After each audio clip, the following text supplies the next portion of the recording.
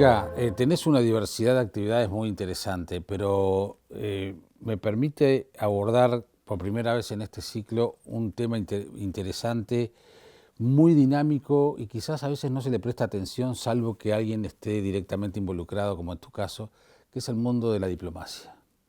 Y justamente, y allí la comunicación es muy importante. Totalmente. Porque es más, muchas veces la comunicación forma parte hasta de la gestión diplomática, de la Totalmente. diplomacia.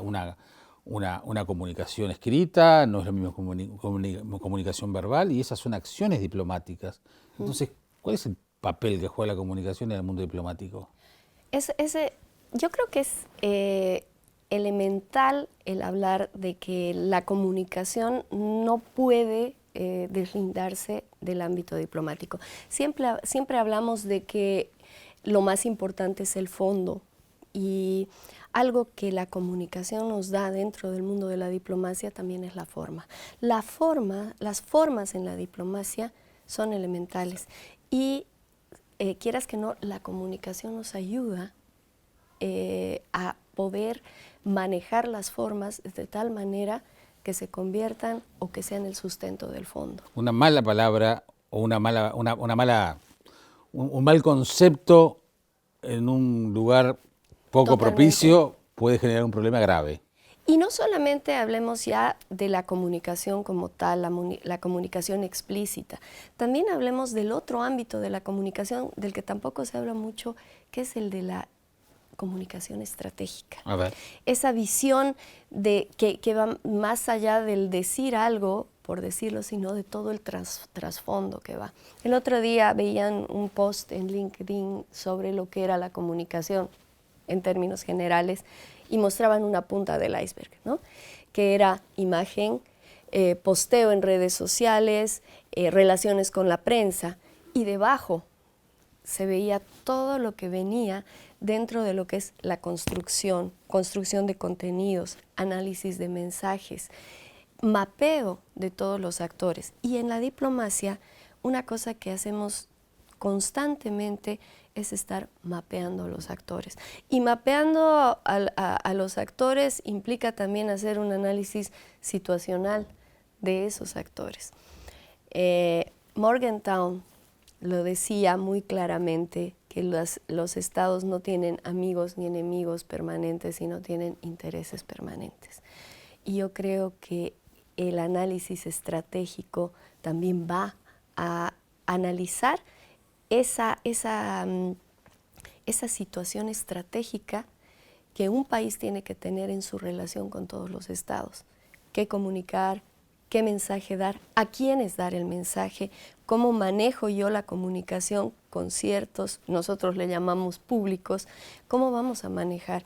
Dentro de la diplomacia también tenemos que aprender a saber manejar, como tú decías, qué palabra decimos o qué no palabra, pero que no sea solamente en esa comunicación explícita, siempre haya una estrategia por detrás, algún análisis de contenido, algo que nos lleve a nortes ciertos, porque de lo contrario vamos a ser una veleta que estamos a la merced del viento. Los diplomáticos de carrera carecen de formación en comunicación. ¿Y qué pasa con la formación de los comunicadores en relaciones internacionales y en diplomacia? ¿Carecen de esa pata diplomática y entonces es necesario complementarlos? Bueno, te voy a hablar de mi experiencia. Sí. Yo hice la Academia Diplomática en Bolivia, y efectivamente teníamos, de todas las materias, llevamos una sola materia de comunicación. Era comunicación y prensa. Para mí, no llevamos lo elemental que era este aspecto estratégico de la comunicación. El construir mensajes, el elaborar contenidos que realmente sean contenidos que se adapten a los públicos. Creo que en el caso, bueno, te estoy hablando de hace muchos años, no sé cómo estará ahora la currícula, pero en general yo creo que no, las carreras diplomáticas y no están tomando a la comunicación desde esa perspectiva. Y respondiendo directamente a tu pregunta, sí. Sí, yo creo que deberíamos ver no solamente comunicación, sino relaciones públicas. Relaciones públicas tomadas como esa disciplina de integración de intereses, ¿no? Esa disciplina que utiliza otro tipo de herramientas que también ayudan al relacionamiento estratégico. Claro, porque habla del vínculo. Exactamente. Y de saber negociar. Porque mucho de lo que es comunicación estratégica es negociación también. Negociar ideas, negociar de alguna manera intereses es necesario. Y creo que esa perspectiva de comunicación haría falta en la formación del diplomático. Y en el caso de las carreras, la academia, yo he hecho la maestría en Relaciones Internacionales en México. No he llevado ninguna materia de comunicación. Claro. No he tenido ninguna. La he aprendido, como decimos en mi país, a lapos. Cuando me tocó trabajar, trabajé en muchas organizaciones de cooperación al desarrollo. Entonces tuve que empezar a trabajar el tema de esa arista de la comunicación, que es la comunicación para el desarrollo. Otros públicos, donde tienes que sensibilizar, integrar y a la vez comunicar, pero también educar. Entonces, y tienes que además integrar intereses de la cooperación internacional en el ámbito de las relaciones internacionales con ámbitos internos, con públicos internos. La cooperación es complicada y las relaciones internacionales en el ámbito de cooperación son algo inexplorado, que la comunicación debería tener ahí un papel protagónico, porque todo se ha centrado en el tema económico, financiamiento al desarrollo, pero realmente el ámbito del desarrollo por sí, mecanismos de evaluación del desarrollo, comunicación, relaciones, integración de intereses, eso es algo que no se ha tocado de la manera en la que se debería tocar. Y la academia debería incorporar estos contenidos. Sin duda, porque además el mundo diplomático es un mundo cerrado. Sí. El mundo de la comunicación muchas veces no es comprendido por esos ámbitos un poco más cerrados como el de la diplomacia. Puedo hablar del ámbito científico también. Pero lo que ha estado pasando, por lo menos en el ámbito de la ciencia, es que la ciencia se ha dado cuenta que tenía que entender ciertos códigos de la comunicación y del periodismo para poder comunicar lo que hacen. Y los periodistas nos hemos dado cuenta que hay determinadas formas y tiempos en la ciencia que no son muchas veces los que demandamos los periodistas. Y ha habido todo un trabajo en los últimos tiempos de crecimiento en conjunto, de conocer y de respetarnos mutuamente el ámbito de la ciencia y el ámbito del periodismo y los medios de comunicación. Lo pongo como ejemplo porque han sido dos ámbitos que tuvieron una época de tensión, porque eran casi que un diálogo de sordos incomprendidos. Totalmente.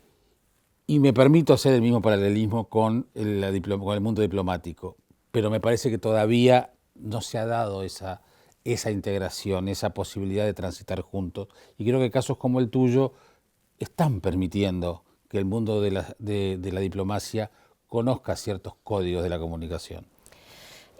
Totalmente de acuerdo. Creo que... Perdón por la extensión del razonamiento. No, pero has tocado un tema que siempre yo lo he tenido. Yo he estudiado Relaciones Públicas y Comunicación, mi primera carrera antes de la diplomacia. Y siempre me ha tocado estar del otro lado. ¿Qué quiero decir?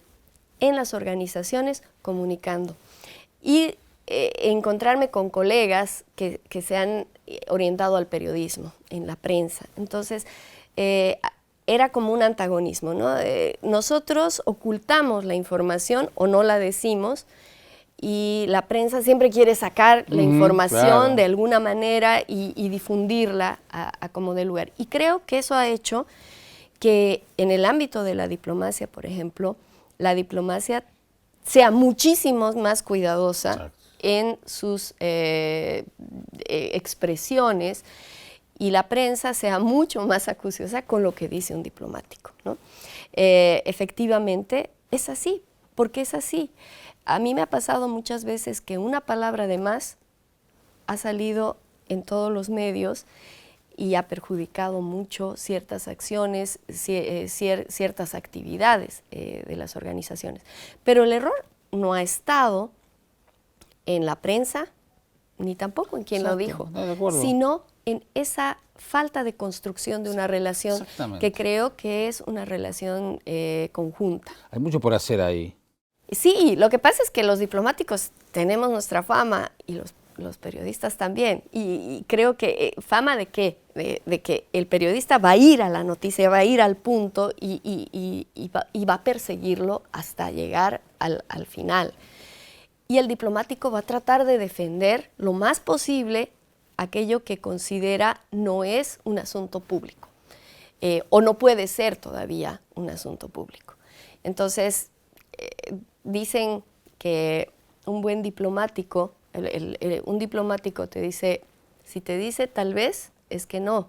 Y si te dice que no, es que no es un buen diplomático. Entonces, siempre eso lo manejan todo el tiempo. Porque lo que decimos en realidad no es la verdad.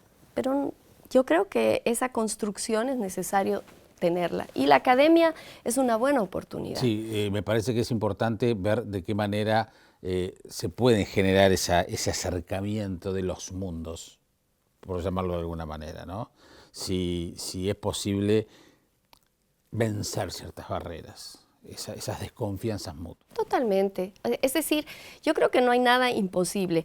A mí me ha tocado dar en la maestría, por ejemplo, de políticas públicas en la Universidad Católica en Bolivia, tuvimos un experimento que ya viene 12 años, que es el introducir una materia para quienes van a ser los tomadores de decisiones en políticas públicas, que es inserción internacional.